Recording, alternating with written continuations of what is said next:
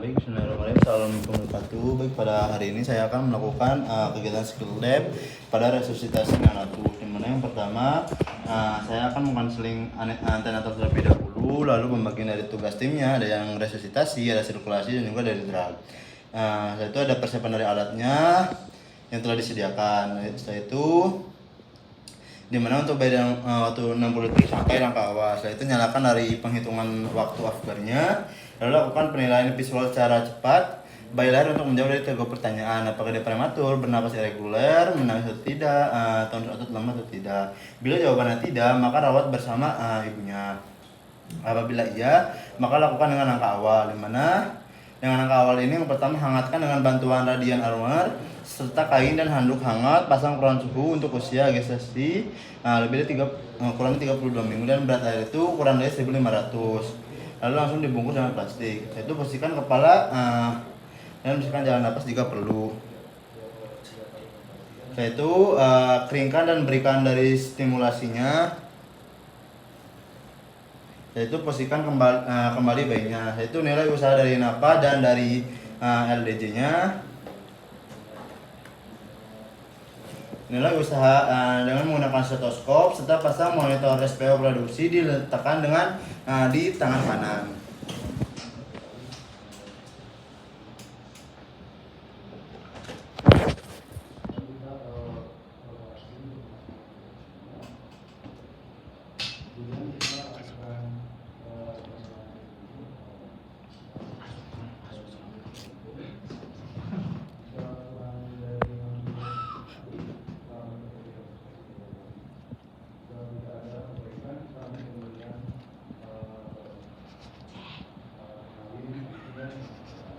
Setelah itu lalu bila apnea atau mengap-ngap, LDJ itu kurang dari 100 kali per menit. Setelah itu katakan dari VTP penggunaan FiO2 lebih dari kurang 35 minggu 21%. Lalu apabila napasnya spontan lebih dari 100 kali per menit, evaluasi lanjutan dan periksa terdapat daerah retrasi, merintih dan juga takipnya. Setelah itu kita melakukan dari alur untuk bayi dengan apnea atau LJ itu 100 per menit, dimana lakukan VTP penggunaan FiO 35 minggu 21%, kurang dari 30 minggu dan 21 sampai 30%. Lalu monitor dari SPO-nya dan pasang EKG bila ada. Setelah itu pasang sungguh dan sesuaikan dengan ukuran bayi sehingga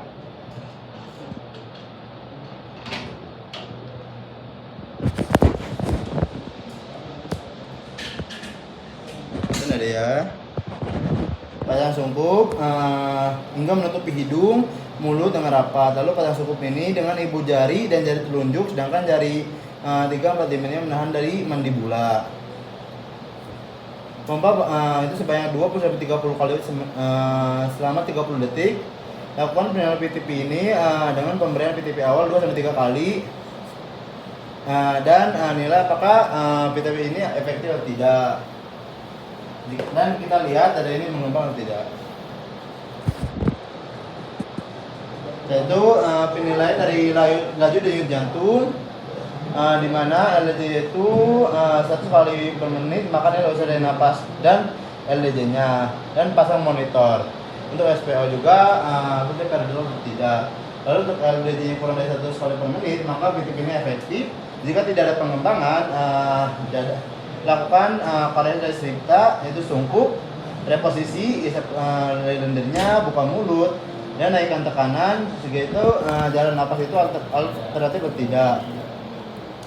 Penilaian dari LDJ ini, LDJ itu apabila lebih dari 60 menit lakukan setelah itu kita melakukan kurang dari 60 kali per menit ini VTP dan kompresi dari dadanya 1:3 kompresi dan 1 kali napas.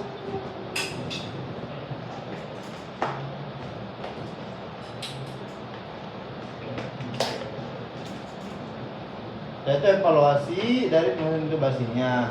Setelah itu apabila PTP naik FiO 100%, 10 liter, dan juga kompresi itu 3:1. Yaitu observasi dari LDD-nya dan usaha dari jam 60 detiknya. Yaitu pasang dari akhir intravena dan pemeriksaan lab seperti gula darah dan siapkan untuk pemberian terapi cairan. Terus pasang OGT penuh obat. Lalu LDJ penilaian dari laju denyut jantung.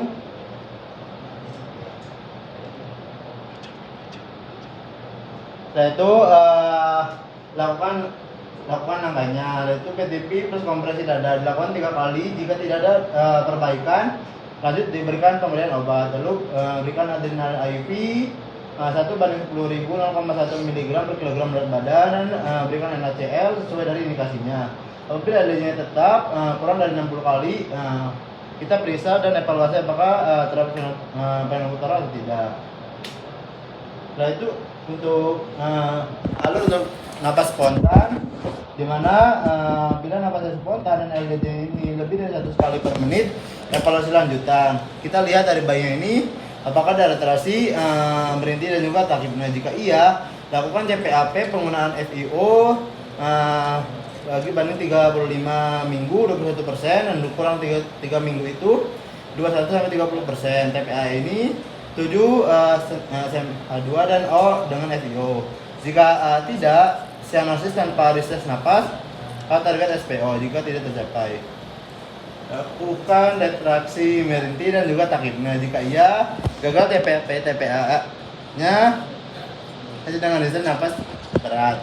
Lalu SPO-nya tidak tercapai dengan FiO lebih dari 40%. Jika tidak perawatan pasca resusitasi. Lalu ada pemeriksaan lanjutannya ini. Jika iya, oksigen yang aliran bebas, pertimbangan CPAP jika prematur. Bila tidak ada perbaikan, pertimbangan penyakit jantung kongenital.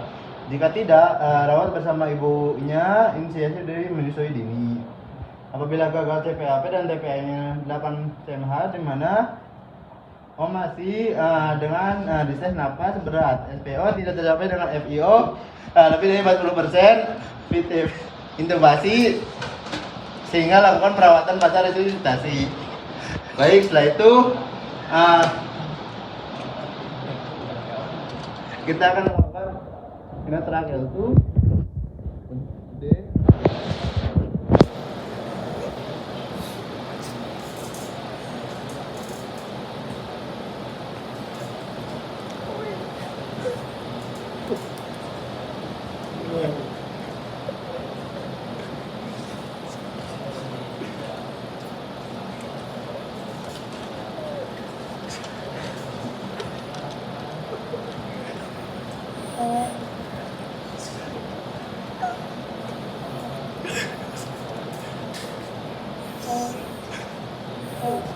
Baik, untuk pembahasan selesai. Alhamdulillah alamin. Wassalamualaikum warahmatullahi wabarakatuh.